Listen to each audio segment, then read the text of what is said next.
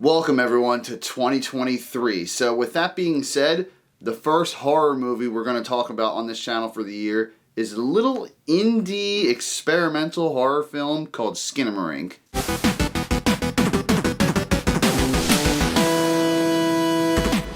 So quick synopsis if I want to keep it vague as hell for you guys. Skinamarink is directed by Kyle Edward Ball. It's his first movie. He's Canadian and it's a very low budget, like Blair Witch Project, Paranormal Activity level budget, you know? It's just about two kids and in the middle of the night, stuff starts disappearing. Their parents, doors, freaking toilets like it's The Sims.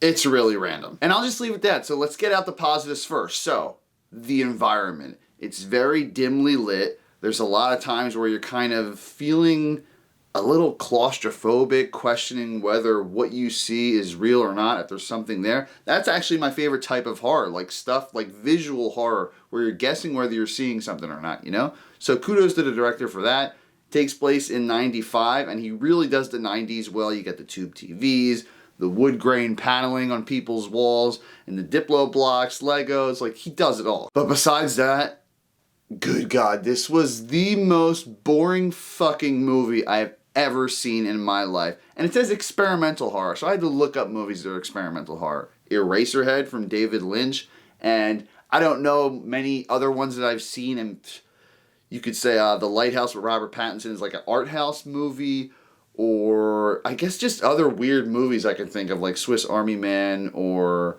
Everything Everywhere. But like those movies had characters I cared about. It made sense in some sort of weird zany way.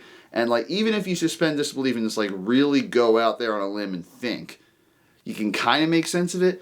And this movie is just like, the director just wanted to do random shit for the sake of doing random shit. I'll sum it up for you real quick.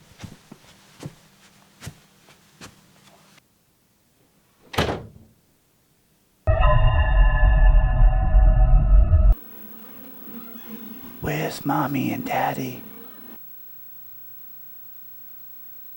Yep, that was the look and feel of the first 10 minutes of the movie. Or so I thought. That was the whole damn movie. The pacing was god-awful. There was no acting I could really comment on in the movie because it's two kids and they're just randomly saying stuff to each other sometimes. So if y'all saw this movie blowing up online on TikTok, Facebook, where have you, just avoid this movie. If you're curious about it, watch it for free if you have the Shudder app, or download a free trial when it comes out on there.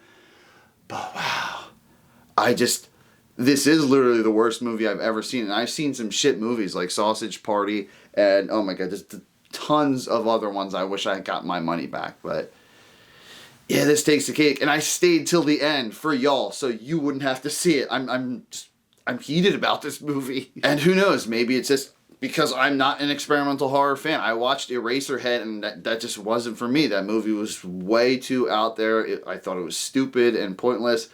It was better than this movie, I could say. But like if David Lynch decided to direct Paranormal Activity, and it has the same budget, 15 grand. But somehow they made it look way shittier of a budget than Paranormal Activity. Mind you, my expectations weren't high. I went into this not watching too much of the trailer. I maybe watched like 10 seconds. I was like, you know what? Screw it. I'll go in blind. I saw the poster, brief synopsis, so maybe like blind for the most part, you know? But, whew. Am I just being oblivious and narrow-minded or something? Like, I was in the theater. There was 7 people in total. 20 minutes into the movie, 2 people in front of me started texting. I was like, oh, okay, that usually annoys me, but for some reason now it doesn't. 45 minutes in, the 2 people left. So I was like, yeah, I could see that.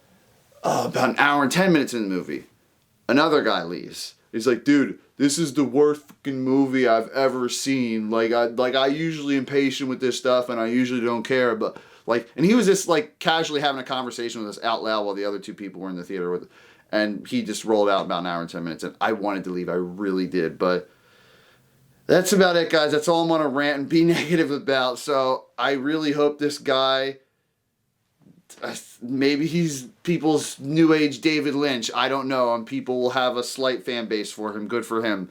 It's not going to be me, though. So thanks for watching, guys. I hope you avoid this. Until next time.